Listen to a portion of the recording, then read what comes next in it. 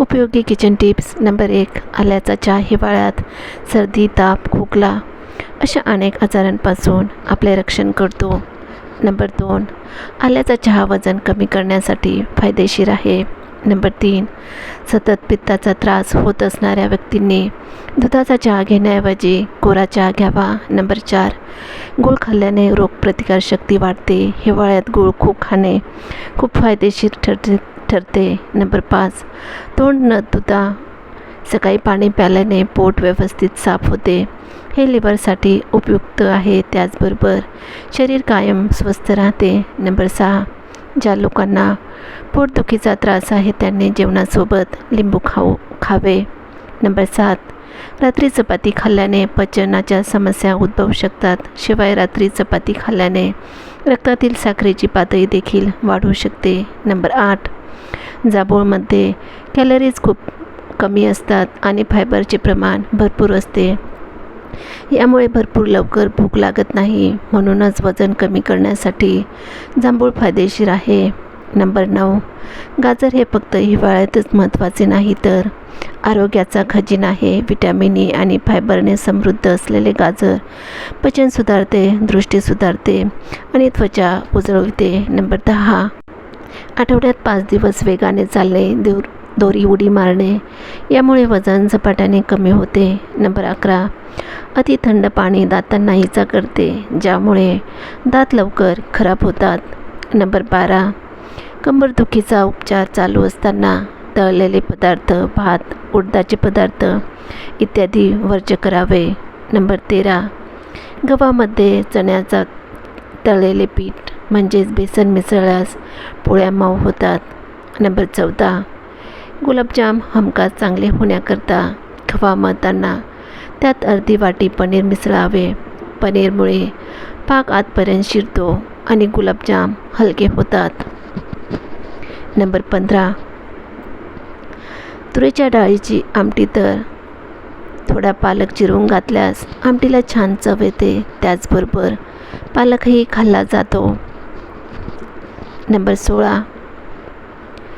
जायफळाला कीड लागू नये म्हणून ते फ्रीजमध्ये किंवा फ्रीज बाहेर रांगोळीत खुपसून ठेवावे. जेव्हा लागेल तेव्हा स्वच्छ धुवून घ्यावे. नंबर 17.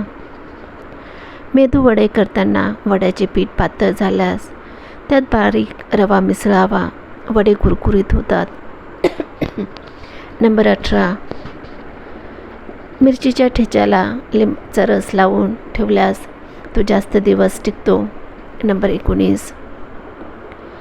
बाजरीच्या भाकरी थंडीपासून बचाव करते आणि शुगर लेवल संतुलित ठेवते. नंबर 20.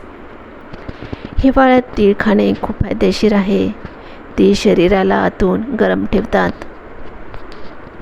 नंबर 21. किडनी स्टोन दूर करण्यासाठी दररोज ऊसाचा किंवा अननसाचा रस प्यावा. नंबर 22. घाम येणे म्हणजे शरीराची डिटॉक्स व्यवस्थित होत आहे. नंबर 23. दररोज तुळशीच्या पाण्याचे सेवन केल्याने कॅन्सर होत नाही. नंबर 24. ब्लड प्रेशर नियंत्रणात ठेवण्यासाठी कोबीची भाजी आणि दुधीची भाजी खावी. नंबर 25. जेवणानंतर लवंग चघळल्याने ॲसिडिटीची समस्या होत नाही. नंबर 26. मधुमेह असल्यास साखर न घालता लिंबू पाल्याने साखर नियंत्रणात राहते आणि श्वासाची दुर्गंधी देखील कमी होते. नंबर 27. हृदय मजबूत होण्यासाठी रोज सकाळी नियमितपणे लसणाची पाकळी खावी. ज्यांना हृदयरोग आहे त्यांनी 2 पाकळ्या खाव्यात, त्यामुळे ब्लॉकेजेस होत नाहीत. नंबर 28. शिळी चपाती किंवा शिळ्या भाकरीमध्ये मोठ्या प्रमाणात फायबर असते. शिळी भाकरी दुधासोबत खाल्ल्याने अपचन, गॅस, ॲसिडिटी आणि पोटाच्या अनेक समस्या दूर होतात. नंबर 29. जेवणानंतर लवंग चघळल्याने ॲसिडिटीची समस्या कमी होते. नंबर 30.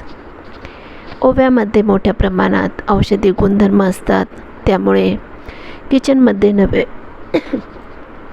तर आयुर्वेदामध्ये सुद्धा ओव्याला मोठे स्थान आहे. ओव्यामुळे केवळ जेवणाचा स्वादच वाढत नाही, तर पोटात संबंधित अनेक समस्या दूर होतात. तसेच वजन झपाट्याने कमी होते.